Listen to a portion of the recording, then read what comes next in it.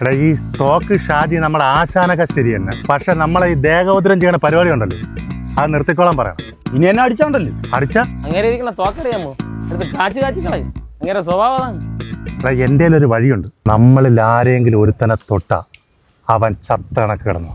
കൂടെ ഉള്ളവൻ ചത്തണക്ക് കിടന്നു കഴിഞ്ഞാൽ പിന്നെ ഒന്നും ചെയ്യാൻ പറ്റൂല. സൂപ്പർ. ഇന്നലെ എവിടെയായിരുന്നടാ? അണ്ണാ ഇന്നലെ വയറിളക്കം പിടിച്ച് ഫുള്ള് കക്കൂസിലായിരുന്നു അണ്ണാ. തമാശ. ചത്തുകിട കിഴങ്ങ്.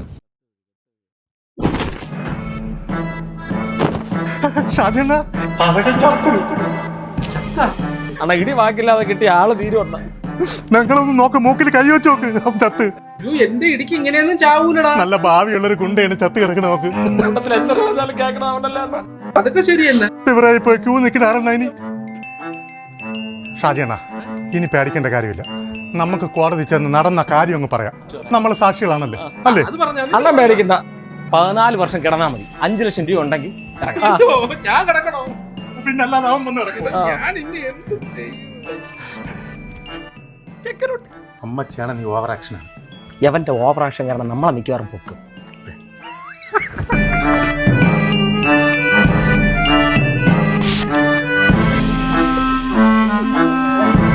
അണ്ണൻ ടെൻഷൻ അടിക്കണ്ട, നമ്മളൊന്ന് ആലോചിച്ചു പോകട്ടെ. വാ.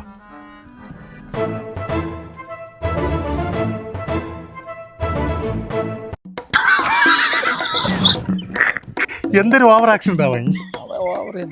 അടുത്ത പ്ലാൻ എന്തേ? നമ്മൾ ഡോക്ടറെ അടുത്ത് കൊണ്ടുപോയിട്ട് പറയാം അവന് ഒരു കുഴപ്പമില്ല, അവനെ ചികിത്സിച്ച് റെഡിയാക്കി എന്ന് പറഞ്ഞ് അയാളെ കയ്യിൽ നിന്ന് ഒരു 3-4 ലക്ഷം രൂപ ഇനി മേടിക്കും. വാ. അഴകാ അഴകാ അഴകോ അഴകാ അഴകാ അഴകാ അഴകാ അഴകാ. അണ്ണ ഇവിടെ കിടന്ന് അഴക എന്ത് ചെയ്തണ്ടാ? അവനെ ഞാൻ കൊണ്ടുപോയി കുഴിച്ചിട്ടാ? അണ്ണ എവിടെ കൊണ്ട് കുഴിച്ചിട്ട്? ആ സത്യം എന്നോടൊപ്പം തന്നെ മണ്ണടിയട്ടെ. അണ്ണാ അവന് ജീവൻ ഉണ്ടായിരുന്നാ? അവന്റെ മൂക്കിൽ ഞാൻ കൈവച്ചു നോക്കി, ഒരു ശ്വാസം ഇല്ലായിരുന്നു. അമ്മച്ചാണ് ജീവൻ ഉണ്ടായിരുന്നെ. പറ്റിക്കല്ലെന്നാണ് പറഞ്ഞത്. ഞാൻ പോയി പോലീസിന്റെ അടുത്ത് പറയും.